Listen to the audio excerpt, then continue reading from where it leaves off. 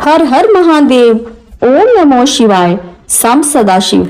आइए श्रद्धा और भक्ति के साथ श्रावण मास की पावन कथा के चौथे अध्याय की कथा का श्रवण करते हैं। भगवान शंकर जी ने श्री सनत कुमार जी से कहा, हे ब्रह्मा पुत्र, अब मैं तुम्हें धारण पारण व्रत के संबंध में बतलाऊंगा। तुम ध्यान पूर्वक सुनो। पूर्व प्रतिपदा तिथि को पुण्य वाचन करवाने के पश्चात मेरे लिए व्रत करना चाहिए। एक दिन धारण तथा दूसरे दिन पारण करना चाहिए। धारण में उपवास तथा पारण में भोजन विहित है। व्रत करने वाले को मास की समाप्ति पर उद्यापन करना चाहिए। प्रथम श्रावण मास की समाप्ति में कीर्तन पुण्य वाचन कराकर हे बस आचार्य और ब्राह्मणों को बंद करना चाहिए। भगवान शंकर तथा भगवती पार्वती की सोने की प्रतिमा घट के ऊपर स्थापित करनी चाहिए और रात भर भक्ति द्वारा अर्चन करना चाहिए। रात को शिव महापुराण का श्रवण कीर्तन आदि करते हुए जागरण करना चाहिए। प्रातः काल हवन करना चाहिए। त्र्यंबकम यजामहे इस मंत्र से तिलों और चावलों की आहुति देनी चाहिए। षडाक्षर ओम नमो शिवाय मंत्र से खीर की आहुति देनी चाहिए।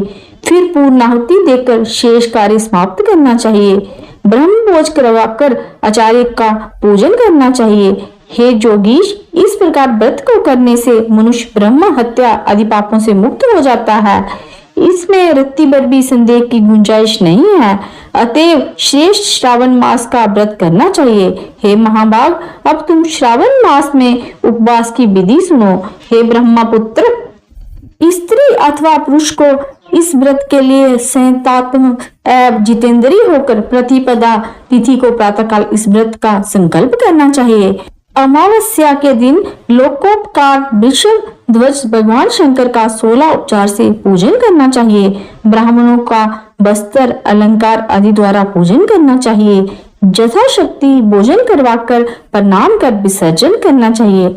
इस प्रकार मास उपवास व व्रत मुझे प्रीतिदायक 1,00,000 संख्या वाली रुद्रवर्ती विधि से करना चाहिए। हे महाभाग, ध्यान पूर्वक सुनो।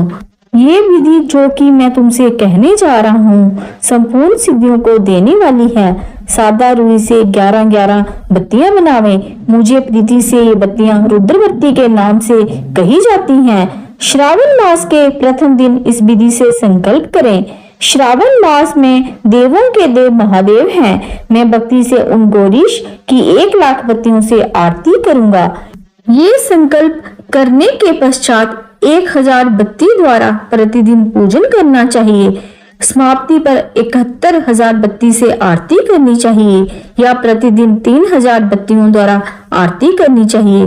अंतिम दिन 13,000 बत्तियों द्वारा आरती करनी चाहिए या एक ही दिन में 1,00,000 रुद्र बत्ती को प्रज्वलित करना चाहिए। ये बत्तियां मुझे अत्यधिक प्रिय हैं।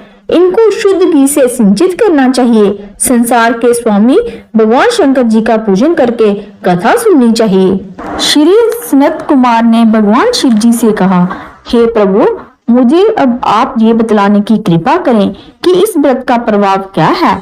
इस व्रत को किसने किया है और इस व्रत के उद्यापन की विधि क्या है।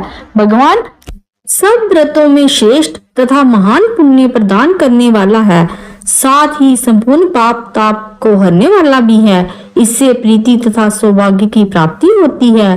पुत्र पौत्र तथा समृद्धि को देने वाला ये व्रत भगवान शंकर जी को अत्यंत प्रिय है। इससे उत्तम शिवलोक की प्राप्ति होती है। सत्य तो ये है कि तीनों लोकों में रुद्रवर्ती जैसा दूसरा कोई भी व्रत नहीं है। इसके संबंध में अब मैं एक पुरातन कथा कहूंगा। शिप्रा नदी के सुंदर तट पर रमणीय उज्जैनी नाम की एक पुरी है। उस नगर में सुगंधा नामक एक अत्यंत सुंदर वेश्या रहती थी। उस वेश्या ने संसार में अपनी सूरत का अति दुस्साहस 100 मोहर मूल्य की प्रतिज्ञा की। उसने जुआ पुरुषों तथा ब्राह्मण कुमारों का धर्म भ्रष्ट किया। बार बार बहुत से राजाओं तथा राजकुमारों को बिगाड़ा। उनके भूषण आदि छीनकर उनको बुरी तरह से अपमानित करके अपने घर से निकाल दिया। इस प्रकार उसने बहुत से प्राणियों को बुरी तरह से लूटा और लूटने के बाद उनको घर से निकाल दिया। अब वह बेचारे शर्म के मारे किसी को अपना मुंह तक ना दिखा सकते थे। उसके नाम के अनुसार उसके शरीर की सुगंध 1 कोस तक जाती थी। उसके रूप की चारों ओर चर्चा थी। गायन विद्या से संबंधित वह शेर राग तथा 36 रागनियों में पूर्णता दक्ष थी। नृत्य वह रंबा आदि देवांगनों से भी अच्छी जानती थी। चाल का ये हाल था कि हथनी और हंस की चाल को भी मात करती थी।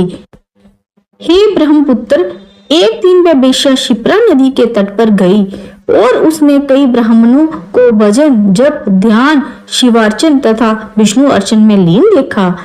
हे जोगीश, ब्राह्मण मंडल के मध्य में उसने महर्षि वशिष्ठ को ध्यान में संलग्न देखा। केवल उनके दर्शन से उसकी बुद्धि परिवर्तित हो गई। जीवन तथा विषयों से मन हट गया।